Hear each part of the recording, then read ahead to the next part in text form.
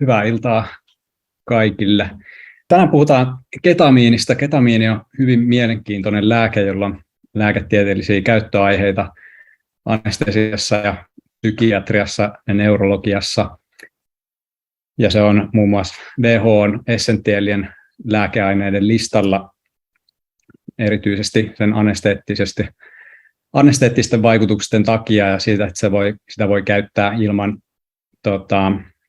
tämmöistä leikkaussaliolosuhde ympäristöä, muun muassa kehitysmaissa erittäin tärkeä anesteetti.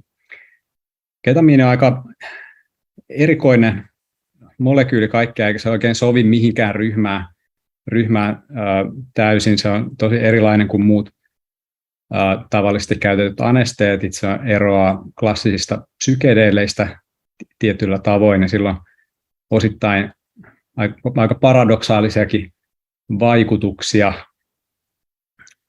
Ja aletaan käydä niitä läpi. Ketamiinista on aika mielenkiintoisesti nimettyjä artikkeleita. Yksi hyvin kuvastava artikkeli on tämmöinen kuin Ketamine, a drug at war with itself. Ja tässä kerrotaan just näistä ketamiinin paradoksaalisista vaikutuksista. Siinä muun muassa se nostaa verenpainetta ja syketaajuutta, mutta se kuitenkin vähentää sydänlihaksen supistumisvireyttä ja johtumisnopeutta. Se syventää anestesiaa ja voimistaa aivojen hidasaaltotoimintaa, mutta kuitenkin se voi nopeuttaa anestesiasta heräämistä ja lisää aivojen nopea-aaltotoimintaa, joka yleensä on yhteydessä tämmöisen hereilläolotilaan.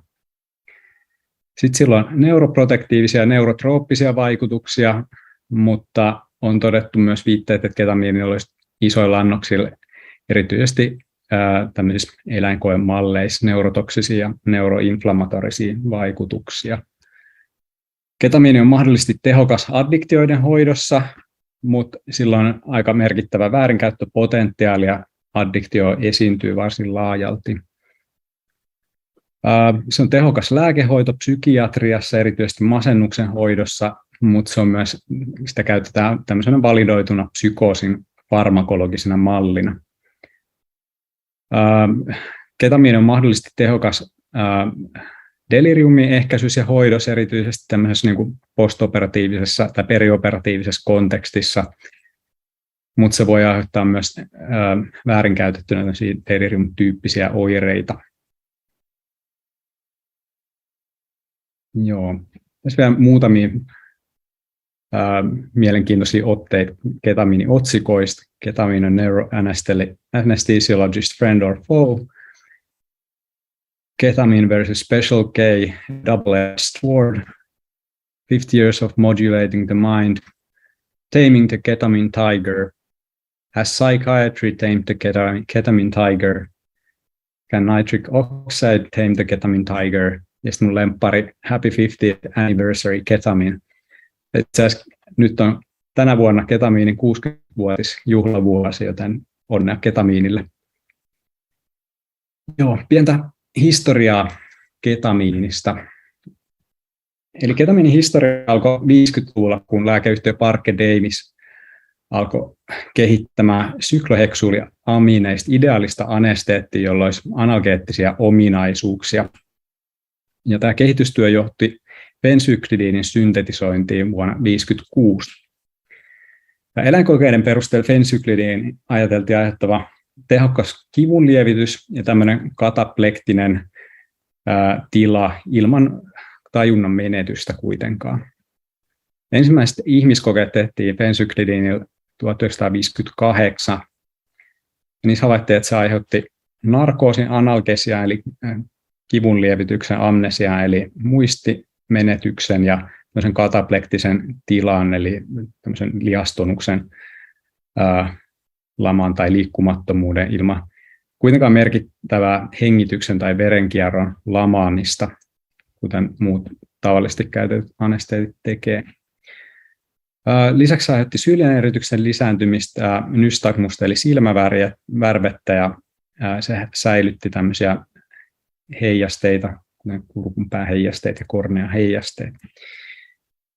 Ja kirurginen toimenpide voitiin suorittaa annostamalla yksinomaan tätä fensyklidiiniä.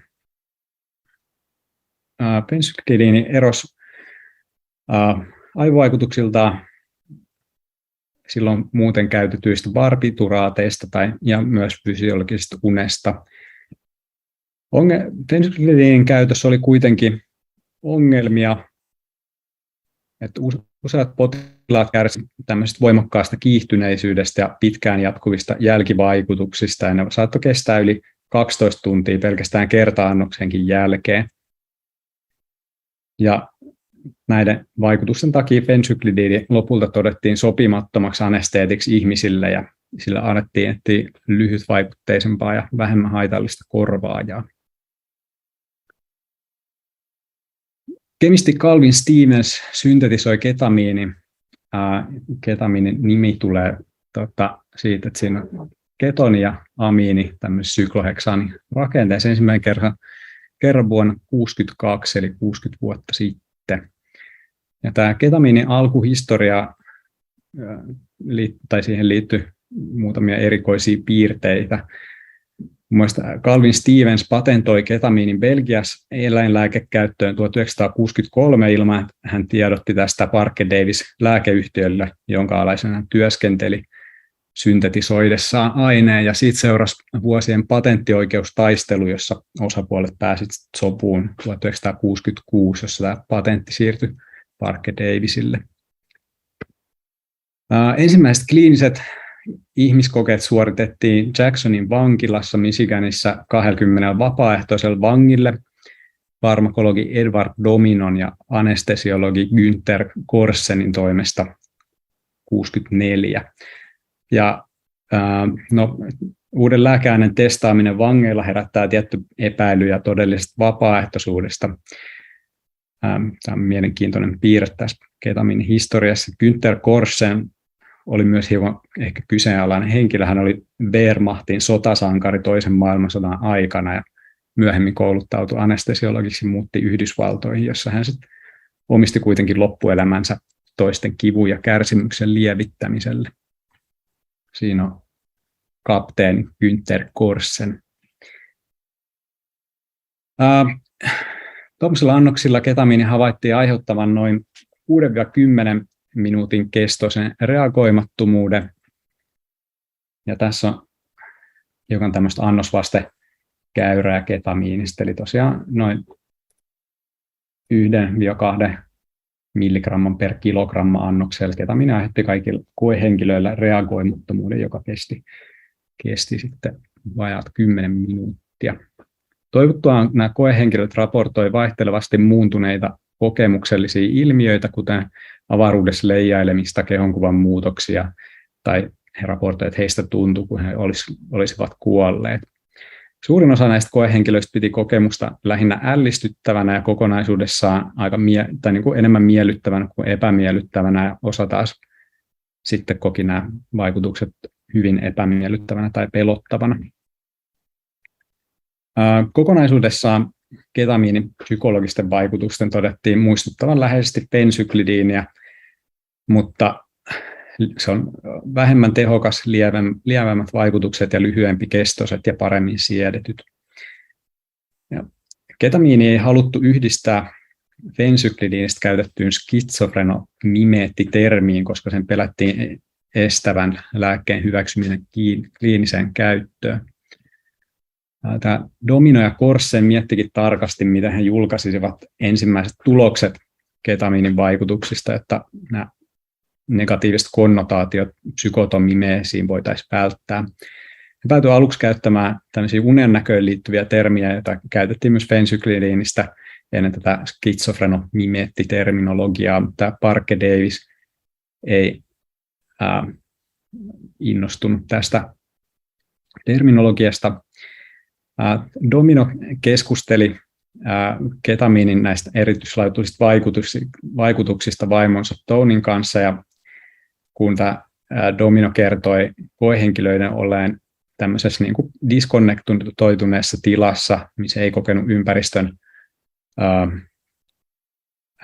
ilmiöitä, mutta he vaikutti kuitenkin olevan jollain tavalla tajuissaan. Tämä Tony keksi termin dissosiatiivinen anesteetti, joksi ketamiinia edelleen kutsutaan.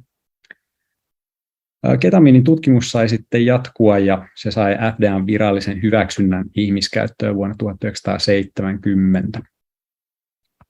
Ketamiinia alettiin käyttää laajalti Vietnamin sodan aikana kenttäanesteettina, koska sillä oli hyvä turvallisuusprofiili, muun muassa sen takia, että se ei tosiaan romahduta verenkiertoa, säilyttää hengityksen ja tämmöiset suojaavat ilmatiarefleksit.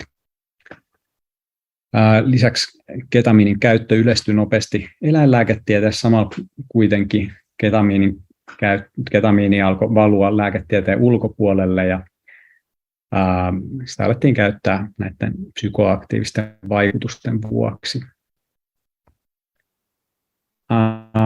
Kaksi tämmöistä ketamiiniin liittyvää tunnettua kirjaa, The Scientist, tunnetulta lääkäriltä, neurotieteilijältä, psykoanalyytikolta, psykonautilta, filosofilta, kirjailija ja keksijä John C. Lillyltä. John C. Lilly oli tämmöinen eksentrinen persoona, joka käytti ketamiinia klassisia psykedeelejä mekanismien tutkiskelusta. Ja hänet tunnetaan muun muassa työstään delfiinien kommunikaation tutkijan ja aistideprivaatiotankin kehittäjänä. Ja hän oli tämmöisiä mielenkiintoisia tutkimusmenetelmiä, joissa hän injektoi tutkimustarkoituksessa LSD:tä myös delfiineille. Lilly tutustui ketamiiniin lääkäri Greg Enrightin kautta ja tämä injektoi Lillyllä sitä toistuvien migreenikohtausten hoitamiseksi. Ketamiinikokemuksen aikana Lilly kohtasi olentoja, jotka käskivät häntä jatkamaan K-vitamiinin käyttöä itsensä kehittämiseksi. Ajoittain Lilly käytti ketamiinia viikkojen tai kuukausien putkissa ja oli lähellä hukkua altaaseen, josta hänen vaimonsa myöskin Tony löysi hänet kellumasta kasvot veden alla. Tämä Marcia Moore, joka kirjoitti tämmöisen kirjan kuin Journeys into the Bright Side, oli tunnettu joogaopettaja, kirjailija ja esoteerikko. Hän käytti itsestään nimitystä Priestess of the Goddess Ketamine, ja hän kuvasi ketamiinin vaikutuksia LSD:hen verrattuna korkeammaksi, selkeämmäksi ja todellisemmaksi. Moore myös huomioi, että useilla ihmisillä ketamiini ei aiheuttanut psykedeellistä kokemusta, vaan enemmänkin huolestuttavan kujaisen olotilan. Kuitenkin Moore kehitti pitkässä juoksussa voimakkaan riippuvuuden ketamiiniin ja injektoi sitä päivittäin salaa mieheltään, joka oli tämä anestesiologi Howard Alantuan, joka on tässä kirjassa toisena kirjoittajana. Ja noin vuosi tämän kirjan julkaisun jälkeen vuonna 1979 tämä Moore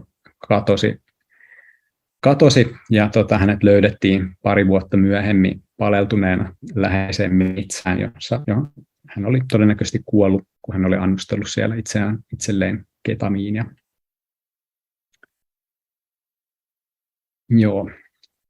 Ja tämän ketamiinin ilmeinen väärinkäyttöpotentiaali ja anestesiakäytössä ajoittain erittäin epämiellyttäväksi koetut psykedeelliset vaikutukset saattoi sen hiukan kyseenalaiseen asemaan sekä lääketieteessä että yhteiskunnallisessa kontekstissa. Edward Domino jatkoi työtään ketamiinin farmakokinetiikan mallintamiseksi ja haittavaikutuksen minimoimiseksi. Domino kutsui ketamiinia tämmöiseksi tiikeriksi, joka tarvitsisi kehittää, siis kesyttää. Ja tässä on tämmöinen taulu, joka kuvaa ketamiinin vaikutuksia aivoissa tuolta jostain aukosta sukeltaa tuommoinen tiikeri, joka symboloi sen tarvetta tulla kesytetyksi. Domino teki muutenkin varsin monipuolisen uran neuropsykofarmakologian alalla ja tutki ketamiinin lisäksi muun muassa kannabidoin järjestelmää ja LSDn farmakologiaa.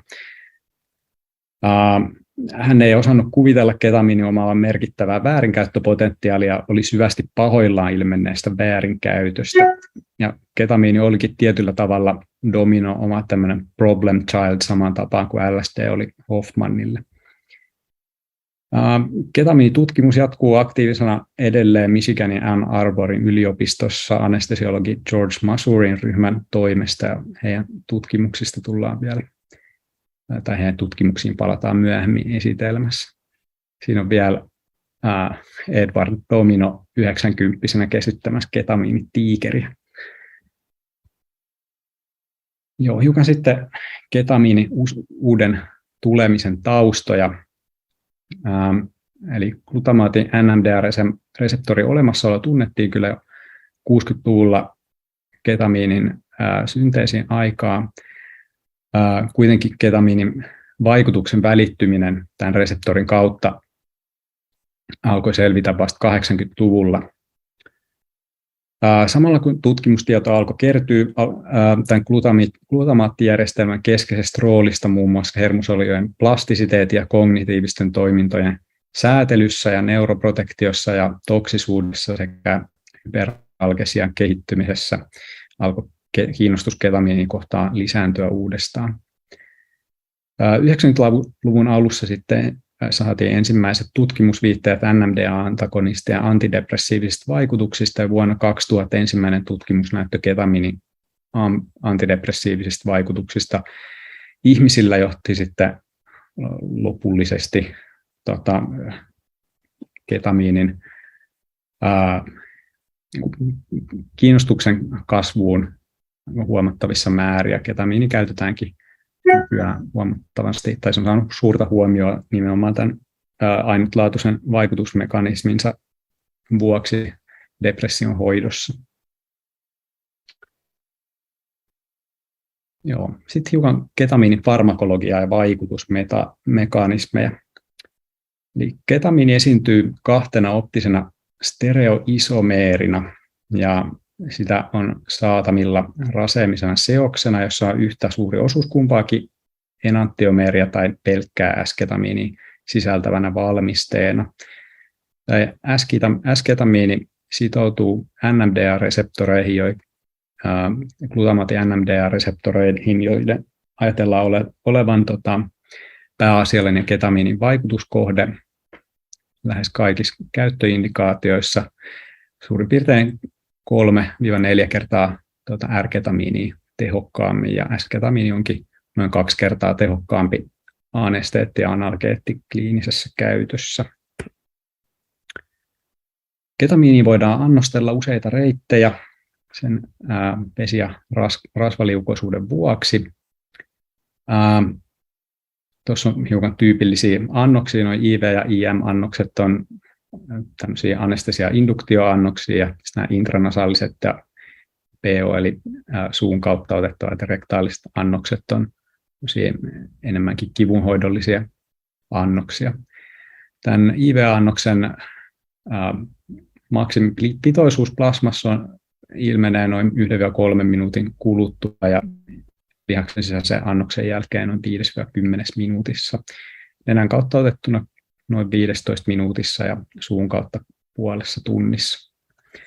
Ketamiinilla on tosi nopea jakaantumisen puoliintumisaika, joka selittää sen lyhyen anesteettisen vaikutuksen, ja suonen sisäisen kerta-annoksen subjektiiviset vaikutukset kestää kokonaisuudessaan noin 30-45 minuuttia. Jälkivaikutuksia voi esiintyä tämän jälkeen pari tuntia. Eliminaation puoliintumisaika on hiukan pidempi, 2-3 tuntia, minkä takia sitten jos ketamiinia annostellaan anestesiassa isoina pitoisuuksina ja saavutetaan tämmöinen plasma- ja kudoksien vakaa pitoisuus, sen pääasiallinen eliminaatio tapahtuu tämän metabolia- ja virtsaerittymisen kautta, niin ne vaikutukset kestää myös huomattavasti pidempään. Tässä on hiukan plasmapitoisuuksia 2,2 milligrammaa per kilo, eli keskipainoisella miehellä noin 150 milligrammaa IV-annoksen jälkeen. tässä nyt tämä suuri plasmapitoisuus on saavutettu 1 minuutin jälkeen, se alkaa pienentyä tai se puolittuu hyvin nopeasti tuon eliminaation tai jakautumiseliminaation mukaisesti aluksi, ja sitten se eliminaatio hidastuu tämän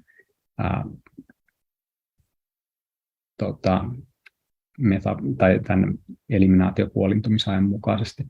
Tässä on nämä anesteettiset pitoisuudet. Ne on suurin piirtein 1200 nanogrammasta per millilitra ylöspäin, ja sedaatioannokset on siitä sitten hiukan matalammat ja analgeettiset annokset, ja millä esiintyy sitten myös näitä antidepressiivisia psykedeellisiä vaikutuksia, niin tuossa alempana. Ketamiini metaboloituu pääasiassa norketamiiniksi, joka edelleen metaboloituu 6-hydroksinorketamiiniksi, ja ympyröin tästä norketamiini ja 6-hydroksinorketamiini, koska niillä on aktiivisia vaikutuksia. Norketamiini sitoutuu NMDA-reseptoreihin, silloin affiniteettiin ehkä noin 20% ketamiinista, ja 6-hydroksinorketamiini tutkitaan muun muassa antidepressanttina sen nikotiini alfa-7 reseptorin antagonismivaikutusten vuoksi. Ketamiinilla on erittäin paljon erilaisia vaikutusmekanismeja, joista tuo glutamaati NMDA-reseptorin antagonismi ajatellaan olevansa pääasiallinen vaikutus, joka välittää anestesiaa, analgesiaa, amnesiaa, antidepressio, dissosiaatio, väärinkäyttöpotentiaalia, neuroprotektioita ja neuroplastisuutta. Sitten se vaikuttaa muun muassa tämmöisiin HCN1, eli Hyperpolarization Activated Cyclic Nucleotide Gated Channels inhiboivasti, ja nämä kanavat kontrolloivat muun muassa hermosolujen vasteherkkyyttä sekä rytmistä ja synaptista aktiviteettia, ja sen ajatellaan liittyvän ketamiinin anesteettiseen ja antidepressiiviseen vaikutukseen. Ketamiini vaikuttaa lisäksi MY-kappa- ja delta-opioidireseptoreihin. Mahdollisesti joissain tutkimuksissa on todettu, että antidepressiivinen vaikutus osittain liittyisi tähän MY-opioidiagonismiin, mutta se on pienellä aineistolla, ja sitä ei ole. Ehkä nämä antidepressiiviset vaikutukset kuitenkin selittyy paremmin muilla mekanismeilla. Myös ketamiinin kipua lievittävien vaikutukset on osoitettu olevan tästä opioidireseptoriagonismista riippumattomia.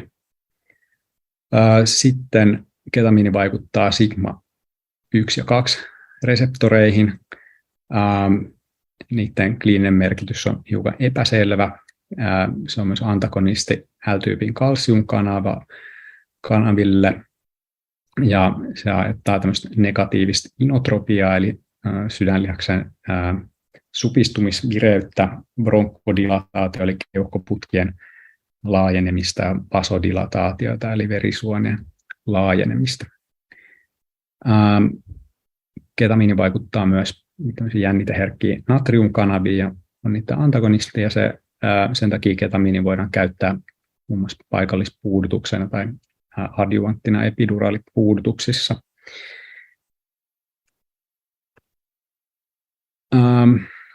Ne vaikutusmekanismit ei vielä loppunut siihen. Lisäksi ketamiini vaikuttaa asetyylikoliinireseptoreihin antagonistisesti, ja erityisesti tämän nikotiini-asetyylikoliini alfa-7 reseptorin ajatellaan välittävän osan tästä ketamiinin antidepressanttivaikutuksesta.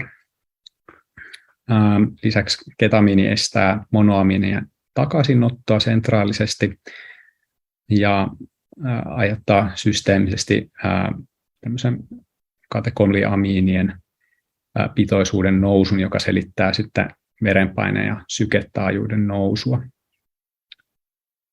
Lisäksi ketamiini on osittaisagonisti dopamiini 2-reseptoreissa ja mahdollisesti tätä kautta välittyy osa psyykkistä vaikutuksista. Ketamiinilla on jonkun verran vaikutuksia GABA-reseptoreihin, mutta niiden kliininen merkitys on epäselvä. Tässä on vielä summaatio näistä ketamiinin vaikutuksista. Ehkä käytetään sen enempää aikaa. Tarkoituksena ehkä odottaa, että ketamiinin farmakologia on erittäin mutkikasta. Käydään hiukan läpi ketamiinin vaikutuksia keskushermostossa. Tässä on meidän tutkimuksesta, missä ollaan tutkittu eri anesteettien vaikutusta aivojen glukoosimetaboliyaan semmoisella annoksella, joka aiheuttaa puolella koehenkilöistä reagoimattomuuden verbaalisille kehotuksille. Kuten huomataan, ketamiini käyttäytyy tässä varsin erilaisesti kuin muut yleisesti käytetyt anesteetit, propofol, dexmedetomine ja sevoflurani, jotka kaikki vähentää placeboon verrattuna merkitsevästi aivojen glukoosimetabolia. Ketamiinille ei kokonaisuudessaan ole tällä, tai S-ketamiinilla on juuri vaikutuksia placeboon verrattuna. Ketamiini eroaa merkitsevästi myös aivosähkökäyrällä mitattuna näistä muista anesteeteissa, ja se aiheuttaa tämmöisen korkeataajuustoiminnan voiman kasvua ja hidasaaltotoiminnan kasvua, kun taas muut anesteetit tyypillisesti aiheuttaa lähinnä tämmöistä hidasaaltotoiminnan ja alfataajuustoiminnan kasvua. Ketamiinin tämä raaka EEG muistuttaakin lähinnä remmunta tai enemmän remmunta tai hereilläoloa kuin nämä muut anesteetit. Myöskään tämmöiset traditionaaliset anestesian syvyysmittarit ei toimi luotettavasti ketamiinia käytettäessä just näiden vaikutusten takia. Sitten hiukan tarkemmin tästä ketamiinin vaikutuksesta NMDA-reseptoreihin, jonka kautta tosiaan sen pääasiallinen vaikutus ajatellaan välittyvän. Eli ketamiini sitoutuu tuohon NMDA-reseptorin PCP-kohtaan ja estää siten kalsiumin virtauksen solun sisään. Se estää näin glutamaatin tämmöisiä eksitatorisia vaikutuksia, eli hermosoluja kiihdyttäviä vaikutuksia. Hiukan laajemmin katsottuna glutamaatin vapautuminen tämmöisestä presynaptisesta hermosolusta lisääntyy, koska ketamiini salpaa näitä NMDA-reseptoreita inhibitorisessa interneuroneissa, jotka muuten estää tätä presynaptista hermosolua tai inhiboi sitä. Eli ketamiini aiheuttaa tämmöisen niin kutsutun disinhibition ja lisää glutamaatin vapautumista. Sitten ketamiini tosiaan blokkaa näitä NMDA-reseptoreita myös täällä postsynaptisessa neuronissa, ja sitä kautta tämä niin kuin NMDA-reseptoriaktivaatio, AMPA-reseptoriaktivaatio suhde muuttuu siten, että enemmän tämä glutamaatin vaikutus välittyy näiden AMPA-reseptorien kautta. Erityisesti tälle antidepressiiviselle vaikutukselle relevantti on sitten tämän AMPA-reseptorin stimulaation kautta lisääntynyt BDNF, joka on tämmöinen siis Brain Derived Neurotrophic Factor, tämmöinen hermokasvutekijä, proteiini. Sitä aletaan erittää tänne synapsirakoon, ja se sitten aktivoi tämmöistä TRKB, AKTN, TORC1 signalointireittiä, joka johtaa sitten synaptogeneesiin ja näiden hermosolujen tuojahaarakkeihin tämmöisten ulokkeiden ja synapsipäätteiden lisääntymiseen ja niiden viestinnän edistymiseen. Vielä ehkä hiukan systeemisemmin ketamiini tosiaan estää näitä inhiboivia GABA-interneuroneita ja aiheuttaa tämmöisen niin kuin hypereksitaatiotilan stimuloivalla preferentiellisesti näitä eksitatorisia pyramidaalihermosoluja. Lisäksi ketamiini estää kipusignaalien välittymistä selkäytimen täällä takasarvessa, missä nämä sensorit, hermosolut synapsoi ja välittää kipusignaaleja glutamaattia erittämällä ja NMDA-reseptorivälitteisesti. Joka lisää ketamiinin aivovaikutuksista, jotka vaihtelee pitoisuusriippuvaisesti glukoosimetabolien suhteen. Wollenweider muun muassa tutki tuossa 90-luvun loppupuolella ketamiinia tämmöisessä niin kuin psykoosimallissa ja totesi sen tämmöisten niin kuin keskisuurten annosten aiheuttavan globaalia glukoosimetabolien nousua aivoissa hiukan samaan tapaan kuin skitsofrenikoilla on todettu. Meidän omissa tutkimuksissa S-ketamiini ehkä vastaavasti hiukan yli kaksinkertaisilla pitoisuuksilla huomioiden, että Wollenweider annosteli raseemista ketamiinia ei aiheuttanut juuri globaaleja muutoksia aivotoiminnassa. Ja mielenkiintoista oli, että vaikka näillä koehenkilöille, jotka oli reagoivia tai reagoimattomia, annosteltiin sama annos ketamiiniin, niin yhteisiä vaikutuksia oli pikkuaivojen ja näköaivokuoren aktiivisuuden vähentäminen, mutta näillä reagoivilla koehenkilöillä lisäksi insulaan ja temporaalilohkon aktiivisuus vähentyi, mutta nämä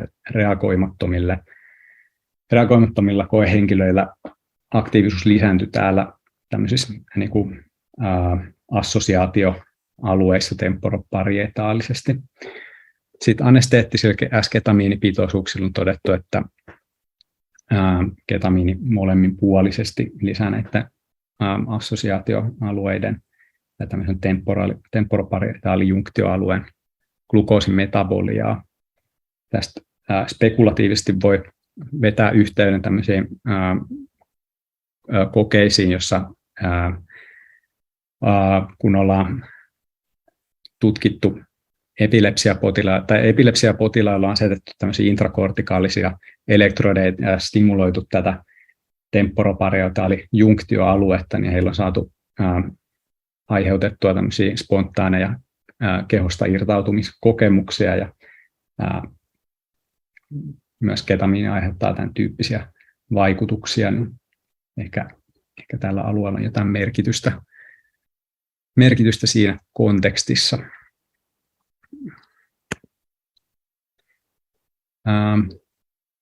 Tosiaan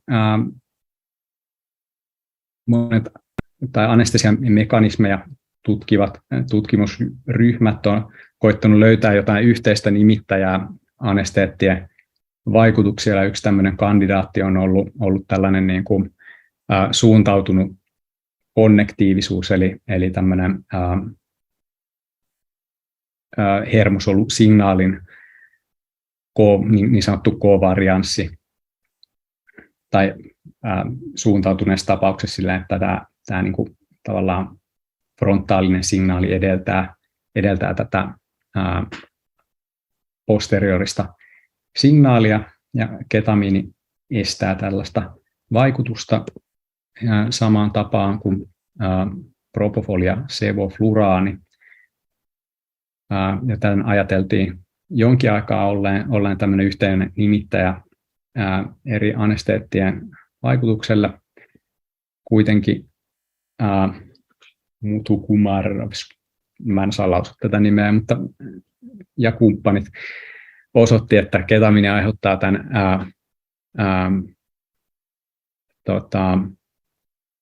fronttoparietaalisen feedback-konnektiivisuuden muutoksen ja subanesteettisilla pitoisuuksilla, joten se ei sitten selitä kuitenkaan tätä anestesiavaikutusta ketamiinin osalta. Carhart Harrisilla, joka on varmaan kaikille tuttu psykedeelitutkija, niin on tämmöinen entropic brain-hypoteesi, jossa ajatellaan, että entropialla on tietty tämmöinen toiminnallinen raja, ja psykedeelit niitä on todettu nostamaan tätä aivojen entropiaa, eli tämmöistä niin kuin, signaaliepäjärjestystä, tai sitä ei voida niin kuin ennustaa. Tai voidaan käyttää myös kompleksisuustermiä. Että jos olisi tämmöinen, niin kuin, entropialla olisi tämmöinen kriittinen piste, minkä jälkeen jos se nousee sen yli, niin tietoisuuden tila muuttuisi ja tai henkilö tulisi tajuttomaksi saman tapaan hiukan kuin myös entropialla olisi sitten tämmöinen niin kuin alaraja, niin on todettu, että näillä traditionaalisilla sedatiiveilla ja anesteeteilla tämä entropia laskee, kun se laskee tietyn rajan alle, niin aiheutuu reagoimattomuus ainakin, mahdollisesti tajuttomuus.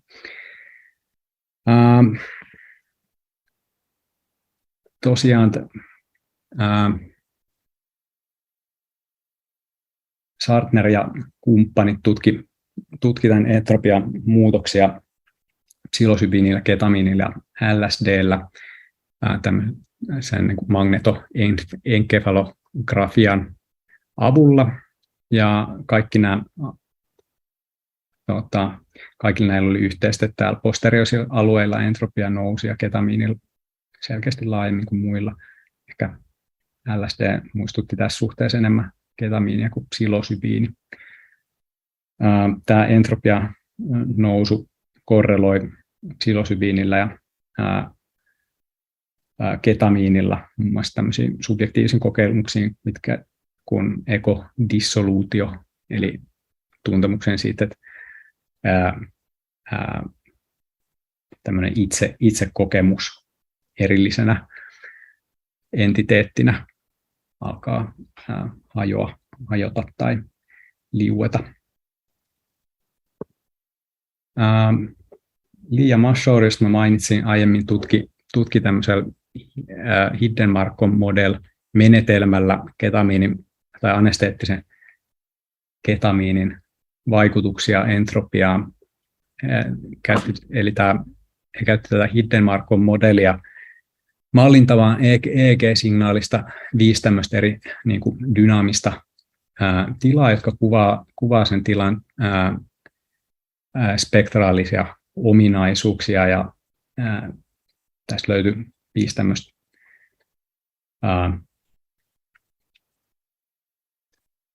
tämmöistä tilaa. Ja ennen ketamiinin antamista koehenkilöiltä tila 1 oli dominoiva, jonkun verran he olivat myös tässä tilassa 2. Psykedeellisillä annoksilla koehenkilöt oli lähinnä tässä tilassa 2 tai 5. Heidän niin aimotoimintaa kuvasi parhaiten tämä tila 2 tai 5. Reagoimattomuuden jälkeen he alkoi esiintyä tätä tilaa 3, jonka aikana tämmöinen niin kuin hidasaaltotoiminta lisääntyi huomattavasti ja nopea aaltotoiminta laski, muistuttaa hiukan tämmöisten perinteistä anesteettien vaikutusta. Ennen tajunnan palaamista tämä 5. tila alkoi yleistyä, ja sitten reagointikyvyn palaamisen jälkeen tämä tila 2 ja 5 oli taas vallitsevat tämän psykedeellisen subanestesia-annoksen kaltaisesti. Sitten hän mittasi tätä kompleksisuutta näissä eri tiloissa, ja vaikuttaisi siltä, että tosiaan tällä psykedeellisellä annoksella, mistä tila 2 oli dominoiva, niin se entropia mitattuna tämmöisellä Lempel-Ziv-kompleksisuudella nousi. Kuitenkin reagoimattomuuden aikana, missä alkoi tämä niin kuin tila 3 ja 4 vaihdella, niin tämä entropia laski huomattavasti, ja tämä on niin kuin jonkun verran tätä, tai on vastoin tämän Carhart-Harrisin entropic brain-hypoteesia, mikä on mielenkiintoinen löydös. Sitten hiukan ketamiinin subjektiivisista vaikutuksista. Ketamiini lisää huomattavasti tämmöisiä perinteisiä mystistyyppisiä kokemuksia, eli tämmöisiä niin kuin ykseyden kokemusta, tämmöistä blissful state, eli tämmöistä niin kuin, mielihyvän kokemusta, joka voi sisältää autuuden, rauhan tai rakkauden tunteita, disembodimenttia, eli tämmöistä niin kuin oman kehon rajojen hälvenemistä. Sen lisäksi myös tai niin kuin vähensi kontrollin ja kognitiokykyä. Mä en näe oikein, mikä tämä ahdistuneisuusmuutos on. Ahdistuneisuus lisääntyi jonkun verran ketamiinin aikana. Se lisäsi huomattavasti tämmöistä monimuotoista visuaalista kokemusta ja myös tämmöisiä elementaarisia visuaalisia ilmiöitä, kuten tämmöisiä symmetrisiä kuvioita. Myös tämmöistä audiovisuaalista synestesiaa ketamiini lisäsi ja muutti asioiden merkityskokemusta ja tämmöistä transcendenssia ajasta ja tilasta. Myös ketamiini vaikutti, tai niin kuin koehenkilöt koki tämän ketamiinin vaikutuksen sanoin kuvailemattomaksi. Mielenkiintoisesti tämmöinen niin kuin hengellinen kokemus ei lisääntynyt ketamiinin vaikutuksesta. Tämmöistä on ainakin klassisten psykedeelien yhteydessä kuvattu. Wollenweider on esittänyt tämmöistä vertailevaa subjektiivista mittaristoa ketamiinin ja psilosybiinin suhteen. Tässä psilosybiinia on annosteltu noin 10-25 milligrammaa ja ketamiinia noin 25-50 milligrammaa. Ketamiini vaikuttaisi aiheuttavan psilosybiiniin enemmän tämmöistä just kehonkuvamuutosta, sen dissosiatiivisia vaikutuksia ja vähemmän ehkä ahdistuneisuutta. Psilosybiini taas aiheuttaa enemmän tämmöisiä niin kuin, fraktaalityyppisiä visuaalisia kokemuksia. Tämmöiset ykseyden kokemukset on suurin piirtein samalla tasolla ja näköjään psilosybiini koetaan hieman tämmöiseksi niin kuin miellyttävämmäksi tai mielihyvää tuottavammaksi. Sitten käydään hiukan läpi ketamiinin lääketieteellisiä käyttöjä ensin. Anestesiakäyttöä. Ketamiini käytetään nykyään anestesiassa erityisesti anestesian induktio jonkun verran ylläpidossakin. Se vähentää muiden anestesia- ja opioidien tarvetta ja sillä on hyvä hemodynaaminen stabiliteetti, niin kuin todettiin. Se vähentää postoperatiivista opioidien tarvetta ja pahoinvointia ja oksentelua. Ja nykyisin sitä käytetään pieninä annoksina ja kautta tai yhdistetään muiden anesteettien tai benzodiazepiinien kanssa. Leikkaussaliympäristön tämä setting ei ole todellakaan mikään paras mahdollinen voimakkaiden psykedeelikokemusten kokemiselle. Siihen liittyy paljon stressiä ja pelkoa, jotka on omiaan niin kuin aiheuttamaan negatiivisia kokemuksia. Perioperatiivisesti ketamiini käytetään kivunhoidollisesti. Adjuvanttina se on erityisen hyödyllinen postoperatiivisen kivunhoidossa, kun opiaateille ei saada riittävää vastetta tai on merkkejä opioiden aiheuttamasta hyperalgesiasta, eli tämmöisestä kipuherkistymisestä. Ketamiini näyttäisi vaikuttavan erityisesti kivun tämmöiseen emotionaaliseen komponenttiin myös aivokuvantamistutkimusten perusteella. mahdollisesti ketamiini on myös tehokas postoperatiivisen deliriumin ehkäisyssä. Ketamiinia käytetään myös ensihoidossa ja tämmöisessä niin kuin toimenpidesedaatiossa. Sen takia, että ketamiini ei juuri lamaa hengitystä tai verenkiertoa ja säilyttää nämä suojaavat hengitysheijasteet. Voidaan tietyissä tilanteissa annostella turvallisesti myös, kun hengityksen turvaaminen ei ole mahdollista tai tämmöisiä verenkiertoa tukevia lääkkeitä ei ole saatavilla. Esimerkiksi monissa köyhissä maissa ketamiini on ainoa saatavilla oleva anesteetti tai se on ainoa, mitä voidaan käyttää, koska ei ole tämmöistä niin kuin normaalia leikkaussaliympäristöä. Itsekin käytin viimeksi ketamiinia tänään potilaalle, joka elvytettiin ja kun hänen sitten verenkierto spontaanisti palautui, niin annostelin hänen midazolamia ketamiinia. Tätä laitettiin häntä respiraattorihoitoon.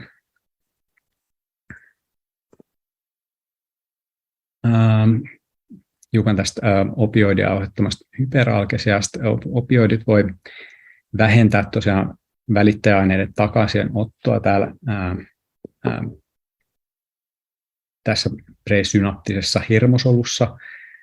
Ja erityisesti, jos täällä synapsirauhassa on enemmän glutamaattia, niin se sitten lähettää näitä kipusignaaleja tehokkaammin selkäydintä pitkin aivoihin. Opioidit myös herkistää tätä postsynaptista hermosolua glutamaatin vaikutuksille, myös substanssi B:lle. Lisäksi opioidit voi aiheuttaa tämmöistä inflammaatioreaktiota, joka myös lisää sit sitä kipukokemusta. Ketamiini salpaa näitä selkäyhtimen takasarven NMDA-reseptoreita ja vähentää niiden sensitiivisyyttä kipusignaaleille. Lisäksi ketamiini vähentää näitä tämmöisiä proinflammatorisia sytokiineja, muun muassa IL-6 ja 8 ja TNF-alfaa.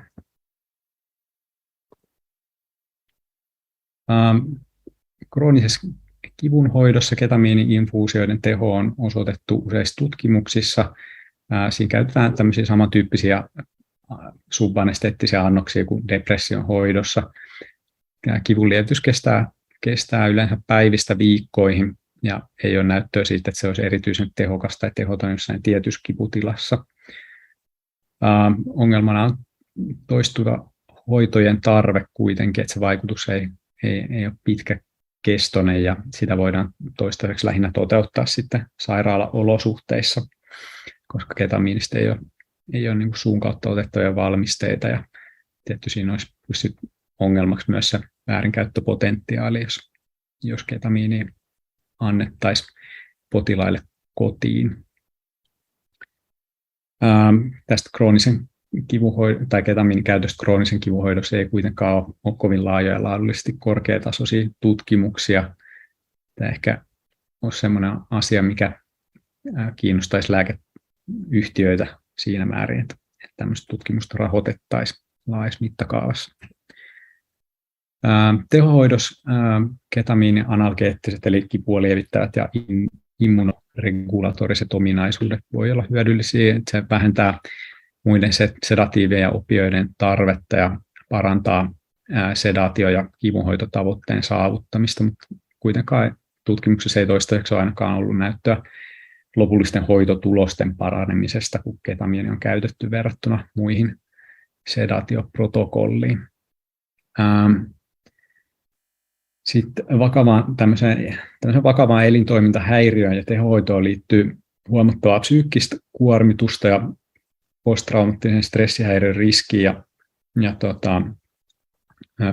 tämmöisen PTSD-oireilun esiintyvyys kriittisestä elintoimintahäiriöstä selvinneillä on ajateltu olevan jopa 20% tai myös epidemiologisissa tutkimuksissa se on ollut tuota luokkaa.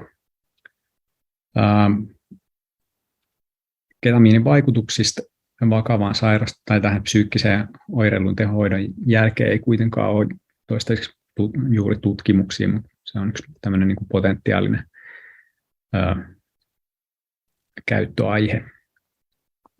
Eläinkokeissa on saatu alustavaa näyttöä ketamiini-xylatsiini-anestesiaan. Xylatsiini on tämmöinen alfa-2-reseptoriagonisti, jota käytetään, tai niin kuin ehkä ihmisillä käytetään vastaavana anesteettina dexmedetomidina paljon tehohoidossa ja jonkun verran leikkaussaliolosuhteissakin. Niin tällä yhdistelmällä on hyödyllisiä vaikutuksia tämmöiseen aivojen glymfaattisen järjestelmän toimintaan verrattuna perinteisiin GABA-välitteisesti toimiviin anesteetteihin. Tämä aivojen glymfaattinen järjestelmä on aivojen puhdistusjärjestelmä, joka kierrättää tämmöistä aquaporiinikanavien kautta periarteriaalisesti kulkevan aivoselkäydinnesteen ekstrasellulaaritilan kautta, ja se konvektion kautta johtuu tämmöiseen periveenatilaan, ja sitä kautta sinne siirtyy aineenvaihduntatuotteita, muun muassa beta-amyloidia, jota kertyy Alzheimerin taudissa. Ja tämmöiset pitkät sedaatiot voi aiheuttaa kognitiivisia ongelmia. Tästä vaikutuksesta voisi olla ainakin teoreettisesti hyötyä. Ketamiini on osoitettu suojaavan hermosoluja useissa prekliinisissä kokeissa, muun muassa tämmöisissä niin kuin aivoverenkierron häiriöiden malleissa. Se on vähentänyt koe-eläimille infarktialueen kokoa, ja aivovammoissa vähentää tämmöistä hemorragista, eli verenvuotoon liittyvää nekroosia, eli tämmöistä hermosolujen kuoliota. Status epilepticus on tämmöinen pitkittynyt epileptinen kohtaus, ja siinä näiden postsynaptisten NMDA-reseptorien määrä lisääntyy, ja myös glutamaatin eritys lisääntyy, ja se aiheuttaa tämmöistä toksisuutta soluille. Ja ketamiini, tämä NMDA-reseptorin salpaus sit on osoitettu edistävän tämän status epileptikuksen päättymistä ja mahdollisesti suojaa myös sit hermosoluja vauriolta, jota liittyy tämmöiseen pitkittyneeseen kohtaukseen. Kliinisissä kokeissa on näyttöä myös sydänleikkauksen jälkeisen postoperatiivisen kognition heikkenemisen ja deliriumin ehkäisystä, ja tämmöisen niin kuin sydänkeuhko-ohituksen aikana ajatellaan liittyvän aivojen hypoperfuusiota, eli niin kuin alentunutta verenvirtausta ja neuroinflammaatiota, jota ketamiini sitten vähentäisi. Tässä on tämmöinen vähän hektinen kuva tästä ketamiinin neuroprotektiivisista vaikutuksista. Tässä A-kohdassa ketamiini vähentää neurotoksisuutta edistäviä ekstrasynaptisen NMDA-reseptorien aktiivisuutta, jotka niin kuin solun sisäisen kalsiumvirtauksen vaikutuksesta edistää solujen apoptoosia, eli tämmöistä ohjattua solukuolemaa. Se myös vähentää presynaptista glutamaatin vapautumista estämällä näiden glutamaattivesikkelien vapautumista tänne synapsirakoon. Sen lisäksi ketamiini, niin kuin tuossa aiemmin mainittiin, vähentää näiden proinflammatoristen sytokiinien määrää, interleukini 6, interleukini 8 ja tuumorinekroosifaktori A alfa. Sitten ketamiini saattaa vähentää pienten aivoverisuonten mikrotromboosia, ja se lisää myös näitä kasvutekijöitä, niin kuin aiemmin mainittiin. Ehkä eniten viime aikoina huomiota saanut lääketieteellinen käyttöaihe ketamiinilla on tämä depression hoito, ja näiden ketamiinin antidepressiivisten vaikutuksen löytyminen on ollut yksi farmakologisen psykiatrian suurimmista mullistuksista tällä vuosituhannella.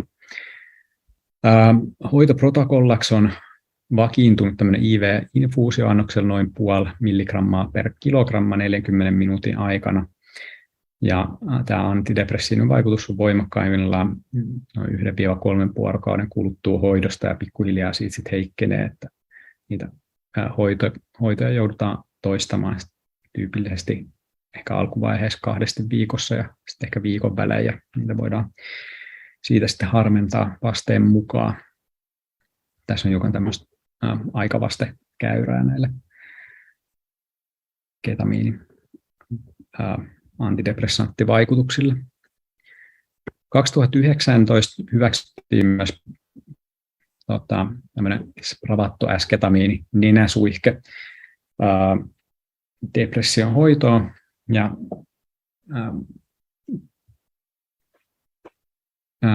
se on ehkä siinä mielessä merkittävä asia, että se on niinku, ehkä viimeisen muutaman 10 vuoden aikana niinku ensimmäinen uusi depressioindikaatiolla tullut lääkevalmiste, milloin erilainen vaikutusmekanismi ei perustu näiden monoamiinien, niin kuin serotonin, dopamiinin ja noradrenaliinin takaisinottoon. Sillä on kuitenkin aika massiivinen hinta lääkkeellä. Yksi hoitokerta maksaa noin 500-750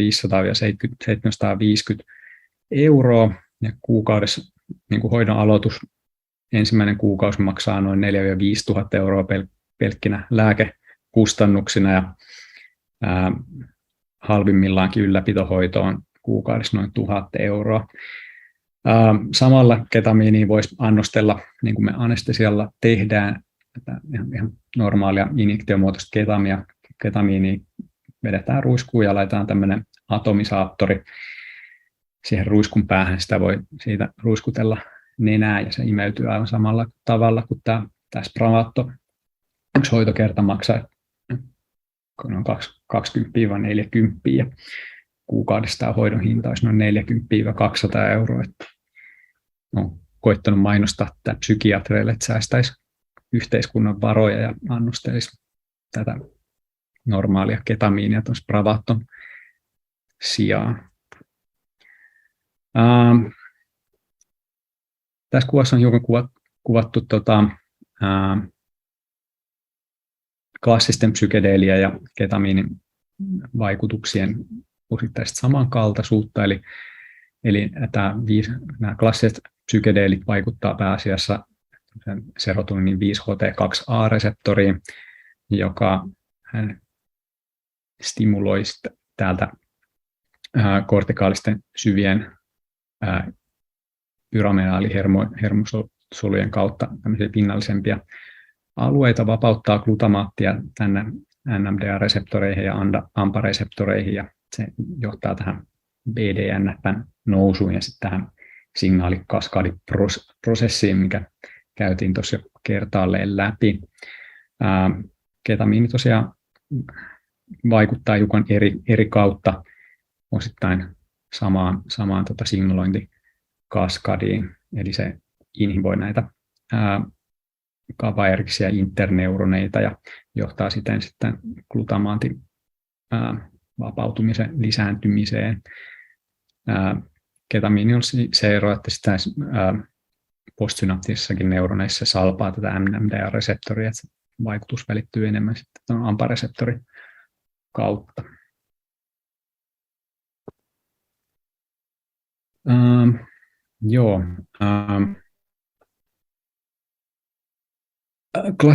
Klassisiin psykedeeliin verrattuna ketamiinin aiheuttamiin näihin kokemuksellisiin muutoksiin suhtaudutaan usein lähinnä ei-toivottuna haittavaikutuksina, kun taas klassisilla psykedeeleillä, kun niitä käytetään depressin hoidossa, näitä mystisillä kokemuksilla ajatellaan olevan selkeä hoitovaikutusta medioiva efekti. Tässä ajatellaan olevan merkittävä siinä.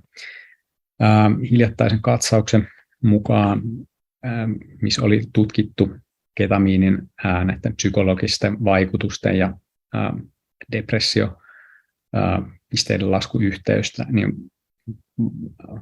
vaan noin 30–40% tutkimuksista oli heikko tai kohtalainen korrelaatio näiden subjektiivisten kokemusten intensiteetin ja hoitovasteen välillä.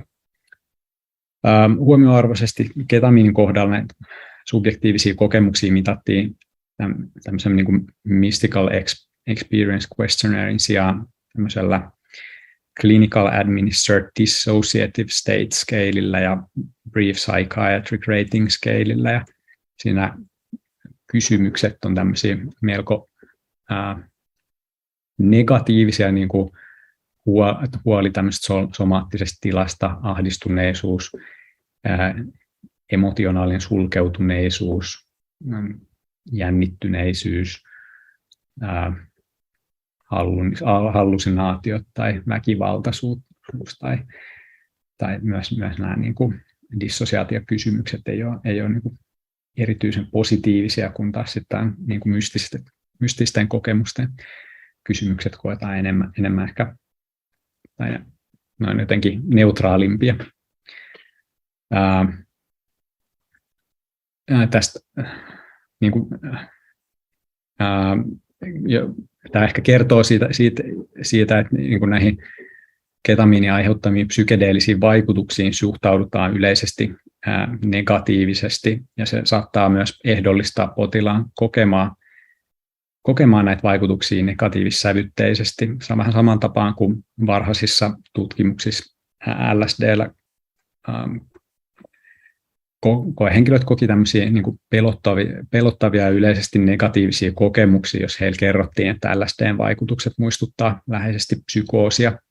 Ja jos taas koehenkilöille kerrottiin, että LSD aiheuttaa kauniita kokemuksia, niin sitten yleisesti nämä vaikutukset koettiin myös positiivisina. Että tämän setting ei ainakaan niin kuin laajamittaisesti näytä toteutumaan ketamiiniavusteisesti tai ketamiinihoidossa ainakaan samalla tavalla kuin klassisten psykedeelien kohdalla, joskin niin kuin joitain tutkimuksia löysin, missä tutkitaan myös ketamiiniavusteista psykoterapiaa ja pyritään ehkä sitä kautta saamaan sitä hoitovastetta pidemmäksi. Sitten vielä vähän, no ei käydä tätä läpi, en mäkään ymmärrä tästä yhtään mitään. On käyty ihan liikaa näitä ketamiinin vaikutusmekanismeja. Muutama sananen ketamiinin pimeästä puolesta. Eli ketamiinin väärinkäyttö on yleistä erityisesti Itä-Aasiassa, ja hiljattain mulle tästä mitään epidemiologista viitettä, mutta sitä lukee, että se on yksi väärinkäytetyimmistä päihteistä myös esimerkiksi Britanniassa, ja se aiheuttaa voimakasta psykologista riippuvuutta tai voi aiheuttaa sitä. Ei ole näyttöä siitä, että ketamiini aiheuttaisi fyysistä riippuvuutta tai vierotusoiretta samalla tavalla kuin esimerkiksi opioidit aiheuttaa. Päihderiippuvuus on aika usein tämmöinen monipäihdeongelma, joten niin kuin näitä ketamiinispesifejä vaikutuksia on hankala erottaa, mutta yleisesti raportoidaan kognitiivisia ongelmia, muun muassa muistitoimintojen heikkenemistä ja pitkittyneitä dissosiaatio-oireita. Ja ketamiini saattaa myös olla neurotoksinen isoilla annoksilla, tai tämmöisiä niin kuin viitteitä on niin kuin eläinkoemalleissa todettu, missä ketamiini on isoilla annoksilla aiheuttanut jyrsijöillä tämmöisiä niin kutsuttu tämmöisiä preapoptoottisia muutoksia, tämmöisiä niin kutsuttuja vakualisaatioita posteriorisen pihtipoimun alueella, mutta tämmöisiä ei todettu kädellisillä apinoilla tai ihmisillä tämmöisiä vaikutuksia. Ehkä tämmöinen niin spesifein ongelma ketamiini ja sen on ketamiinin liittyen sen ja sen metaboliittien aiheuttama haavainen virtsarakkotulehdus. Tavallisena oireena on dysuria, eli virtsaamiseen liittyvä kipu, virtsaamispakko, tiheä virtsaisuus tai verivirtsaisuus. Tähän ei ole varsinaisesti mitään spesifistä hoitoa ketamiinin käytön lopettamisen myötä. Oireet kuitenkin paranee yli puolella potilaista. Ei ole varsinaisesti tiedossa sellaista kuin turvallista annosrajaa ketamiinille, että milloin tämmöisiä virtsarakkoon liittyviä oireita ei aiheudu, mutta ei ainakaan mun tietääkseni tämmöisessä kontrolloidussa käytössä, niin kuin depression hoidossa raportoitu. Eli voisi ehkä ajatella, että semmoista tai niin kuin annokset ja annostelutiheydet, mitä niin kuin lääketieteessä käytetään, niin on turvallisia. Sitten hiukan tulevaisuuden näkemiä. Anestesiakäyttöön yritetään kehittää tämmöisiä ketamiiniesterianalogeja, joilla olisi hiukan lyhyempi vaikutusaika ja vähemmän dissosiatiivisia vaikutuksia, tai olisi edullinen leikkaussaliolosuhteissa, missä niin kuin todettu nämä psykedeelliset kokemukset ei oikein sovi siihen leikkausympäristöön pääosin. Joskin suurin osa potilaista kokee nämä vaikutukset mielenkiintoisina ja vähintäänkin neutraaleina, että se on aika harvinaista. Ainakaan itselle ei ole juurikaan sattunut sellaisia tilanteita. Muistan ehkä yhden tilanteen, missä ketamiiniannostelun jälkeen potilailla olisi ollut semmoinen pitkittynyt kiihtyneisyys ja selkeästi negatiivisesti koettu vaikutus. Pääosin siis potilaat raportoi ihan positiivisia kokemuksia, muun muassa jotain tämmöisiä edesmenneiden tuttavien tapaamisia tai vastaavia. Psykiatrian puolella pyritään myöskin eroon näistä ketamiinin psykedeellisistä vaikutuksista kehittämällä muulla tavoin NMDA-reseptoriin vaikuttavia molekyylejä, tämmöisiä niin sanottuja NMDA-reseptorin allosteerisia moduloijia, joilla olisi ehkä sit samanlaisia tämmöisiä signaalikaskadi-ominaisuuksia kuin ketamiinilla, mutta ei kuitenkaan näitä psykoaktiivisia vaikutuksia. Tämmöistä molekyyliä kuin rapastineeli on tutkittu, ja se oli tehokas faasi 2 tutkimuksessa, mutta faasi 3 tutkimuksessa ei sitten enää osoittautunut placeboa tehokkaammaksi. Tällä hetkellä tutkitaan sitten hiukan tehokkaammin vaikuttavia variantteja tästä molekyylistä. Ja sitten vielä yksi tämmöinen hauska ketamiini-otsikko toistaiseksi. Meidän pitää tyytyä ketamiiniin ja se on tämmöinen tuttu lääke, mihin me luotetaan toistaiseksi ja pärjätään sen kanssa. Ja yritetään käyttää sen hyödyllisiä ominaisuuksia mahdollisimman hyvin. Joo. Siinä kaikki tällä erää. Selvä.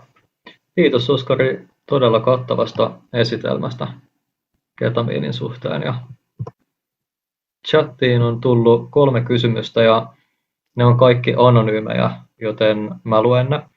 Mä haluaisin tässä vaiheessa rohkaista kaikkia vielä, että jos jotain kysymyksiä Oskarille on tämän esitelmän aikana ilmennyt, niin nyt on oikein hyvä hetki kanssa kirjoittaa niitä. Ja ensimmäinen kysymys menee näin, että käytetäänkö ketamiinia Suomessa ensiavussa? Olen lukenut, että ketamiinia olisi hyvä antaa nopeasti hyvin traumaattisen kokemuksen jälkeen, koska se antaa emotionaalista etäisyyttä tapahtumaan ja siksi sitä annetaan joissain maissa ensiavussa. Joo, ketamiinia käytetään ensihoidossa, joskin mun tiedossa ei ole, että olisi ainakaan olisi juuri tutkimusnäyttöä, että tämä niin kuin nopea anto tämmöisen traumaattisen tilanteen jälkeen vähentäisi PTSD-oireilua, tai sitten on niin kuin jonkun verran myös ristiriitaista näyttöä, että ehkä ketamiinia käytetään lähinnä sen niin kuin kipua lievittävien ominaisuuksien takia ensihoidossa, ja myös sen, jos joudutaan vaikka laittamaan potilas hengityskoneeseen, niin sen verenkiertoa ylläpitävien ja hengitystä tukevien vaikutusten takia. Mutta se on ihan mielenkiintoinen kysymys ja mulle siihen vastaus. Juuri tuon mekanismin takia ketamiini ei juuri käytetä ainakaan Suomessa mun tietääkseni. Okei. Sitten toinen kysymys oli näin, että mikä on syynä siihen, että opiaatteja tarvitaan ennemmin kovaan krooniseenkin kipuun kuin ketamiinia? Eikö kivun emotionaalisen kokemuksen vähentäminen olisi ketamiinin etu todella pahan kivun hoidon suhteessa kaikkiin muihin kipulääkkeisiin? Joo, ehdottomasti on. olen samaa mieltä. Ehkä yksi ongelma ketamiinin suhteen on niin kuin se tosiaan, mikä mainitsin tuossa, että sitä toistaiseksi voidaan annostella ainoastaan sairaalaolosuhteissa tässä kivunhoitokontekstissa.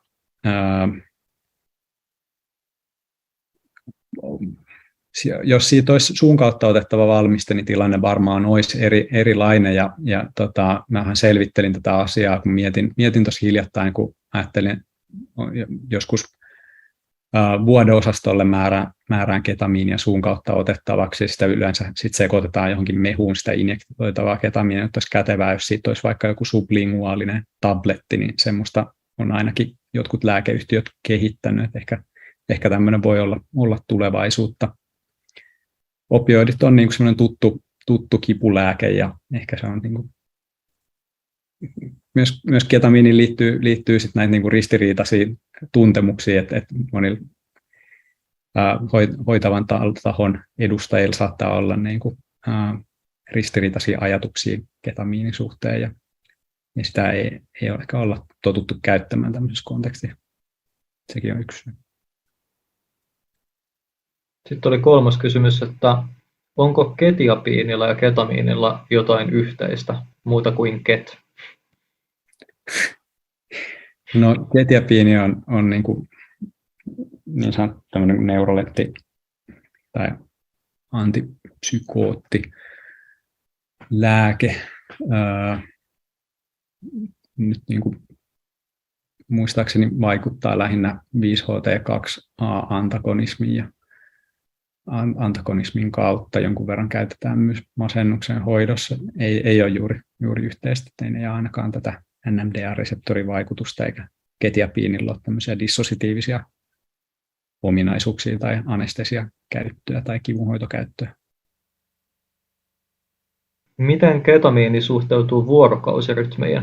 Eläinkokeissa käytetään usein rottia, jotka ovat yöaktiivisia, mutta ihmiset eivät keskimäärin elä samoin.